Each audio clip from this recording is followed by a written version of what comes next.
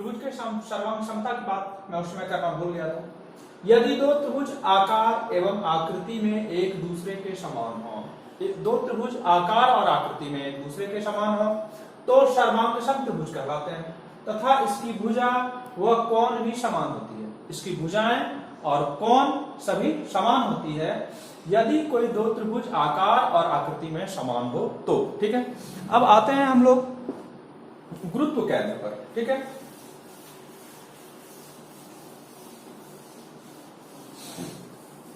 गुरुत्व केंद्र को आप देखेंगे, गुरुत्व केंद्र इसी को इंग्लिश में सेंट्रॉइड भी बोला जाता है। त्रिभुज की माध्यिकाएं एक भुजा के मध्य बिंदु को सामने के शीर्ष से मिलाने वाली रेखा। ठीक है, त्रिभुज की माध्यिकाएं, माध्यिकाएं किसको कहा जाता है उसके लिए मैंने डिटेल में लिख दिया है। एक भुजा के मध्य बिंदु को सामने के शीर्ष से मिलाने वाली रेखा।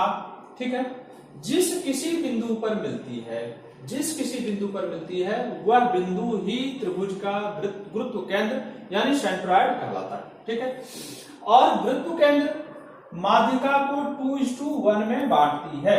ठीक है, गुरुत्व केंद्र जो है वह माध्यिका को 2:1 में बांटती है। अब इसको मैंने एक मैप के माध्यम से भी समझाने की चेष्टा की है। आप देखेंगे एक ट्रायंगल बनाया ABC। ठीक, इससे यह एक लाइन खींचा। ठीक है, मैंने कहा भी था एक भुजा को के मध्य बिंदु को सामने के शीर्ष से, ये भुजा है इसके मध्य बिंदु को सामने के शीर्ष से मिलाया। फिर ये भी एक भुजा है C और A, इसके मध्य बिंदु को सामने के शीर्ष से मिलाया। फिर ये भी एक भुजा है A और B, इसके मध्य बिंदु को सामने के शीर्ष से मिलाया। ठीक है, यह जिस बिंदु पर मिलती है वही G कहलाता है। ठीक है, सेंट्रॉइड गुरुत्व केंद्र को G से डिनोट किया जाता है ज्योमेट्री में। अब आप देखेंगे AG/GD, मैंने क्या किया, इसको लिया, बड़ा है ये आपको दिख भी रहा होगा। उसके बाद इस छोटे वाले को लिया AG/GD इक्वल टू BG/GE। क्या लिया आपने, BG ये बड़े वाले को लिया और उसके बाद इस छोटे वाले को लिया G इक्वल टू CG आपने जो लिया इस बड़े वाले को लिया। ठीक है, उसके बाद इस छोटे वाले को लिया। इस सब का अनुपात हमेशा 2:1 ही होगा, इस चीज का ध्यान रखें। इस चीज को का मैंने उल्लेख थ्योरम में भी किया। ठीक है, अब बात आती है कि इसके एरिया की। ठीक है, तो आप देखेंगे एरिया ऑफ ट्रायंगल BGC। अगर BGC देखना हो तो आपको क्या करना होगा, B यहां है, G यहां है, C यहां है। ठीक है, आप इस सारे लाइनों को अभी मिटा लेते हैं। ठीक, इसको मैंने G रहने दिया तो BGC इसका क्षेत्रफल। फिर कहता है एरिया ऑफ ट्रायंगल AGB यानी AGB यानी इसका क्षेत्रफल equal to area of triangle AGC यानी AGC यानी इसका क्षेत्रफल। ठीक है, यह तीनों क्षेत्रफल में समान होता है। इसके बाद मैं एक बात और भी बता दूं, यह पूरे ट्रायंगल का, ठीक है, यह पूरे ट्रायंगल का 1/3 होता।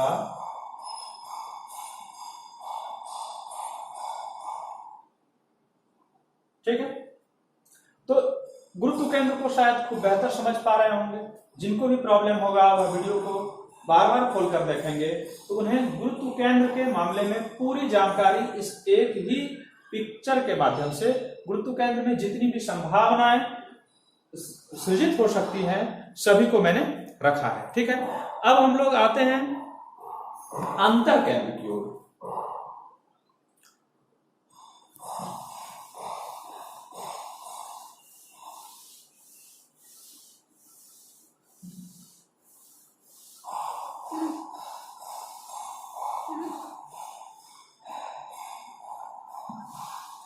इन सेंटर, अंतर केंद्र को ही अंग्रेजी में इन सेंटर भी बोलते हैं। यह दोनों वस्तुतः एक ही चीज है। ठीक है, किसी भी त्रिभुज में कोण के समद्विभाजक, कोण के समद्विभाजक मतलब एंगल बाइसेक्टर, कोण के समद्विभाजक मतलब एंगल बाइसेक्टर यानी किसी भी कोण को बराबर दो हिस्सों में काटने वाली रेखा।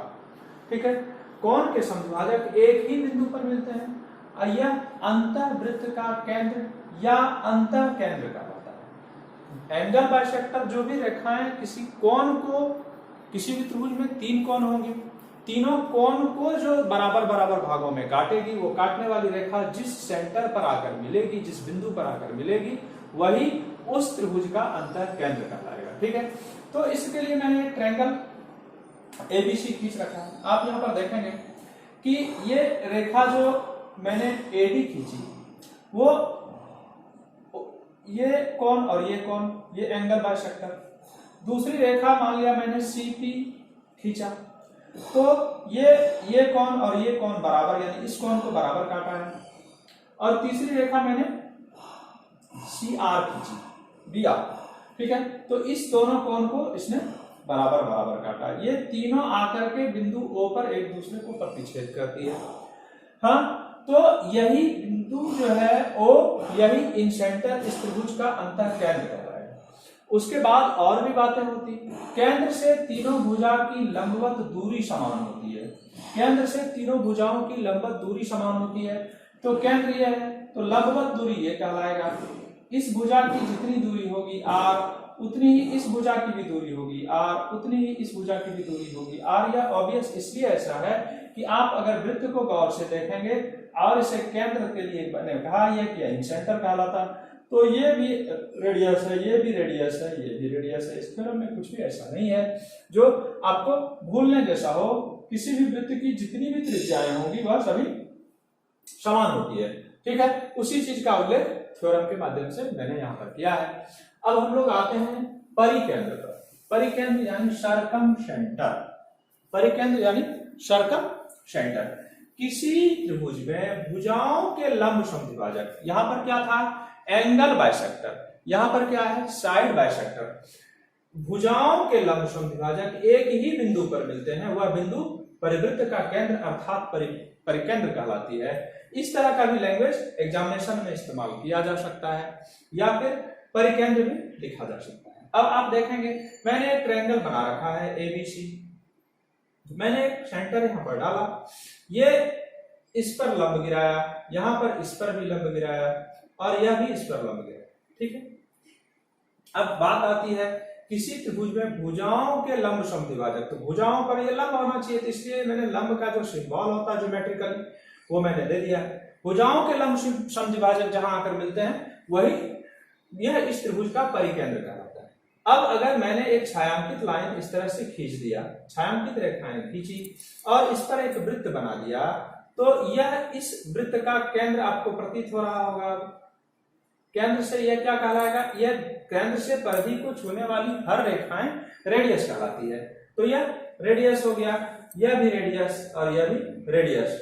इस प्रकार यह जो है ये रेखा ही आपकी परिवृत्त की त्रिज्या कहलाएगी, यह रेखा परिवृत्त की त्रिज्या कहलाएगी, और यह भी रेखा परिवृत्त की त्रिज्या कहलाएगी। आप परिवृत्त को भी बेहतर समझ गए होंगे। ठीक है, अब हम लोग नेक्स्ट वीडियोज में गुरुत्व केंद्र और भी बहुत सारी चीजों को देखेंगे। ठीक है,